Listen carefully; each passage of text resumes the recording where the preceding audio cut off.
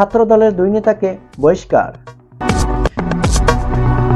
রাজধানীর new market থানার সামনে পুলিশের উপর হামলার ঘটনায় শুক্রবার ছাত্রদলের 2 নেতাকে সাময়িকভাবে বহিষ্কার করেন কেন্দ্রীয় ছাত্রদল। বহিষ্কৃত নেতারা হলেন সংগঠনটির কেন্দ্রীয় যুগ্ম সাধারণ সম্পাদক মোহাম্মদ হোসেন মিথুন ও সহ-সাধারণ সম্পাদক রিয়াজুল হাসান রাসেল। শুক্রবার সন্ধ্যায় ছাত্রদলের এক বিজ্ঞপ্তিতে এই তথ্যটি নিশ্চিত করে জানানো হয়েছে। ছাত্রদল সভাপতি রাকিবুল ইসলাম প্রথম আলোকে বলেন, পুলিশের অভিযোগের ভিত্তিতে প্রাথমিকভাবে আমরা 2 জনকে সাময়িকভাবে ছাত্রদল থেকে বহিষ্কার করেছি।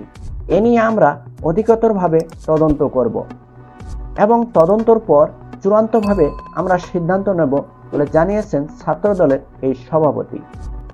শুক্রবার ভোরে ছাত্রদলের সংগঠনটির কেন্দ্রীয় যুগ্ম সাধারণ সম্পাদক মোহাম্মদ হোসেনকে ছিনিয়ে নিতে পুলিশের উপর হামলা করেন ছাত্রদলের কিছু নেতাকর্মীরা।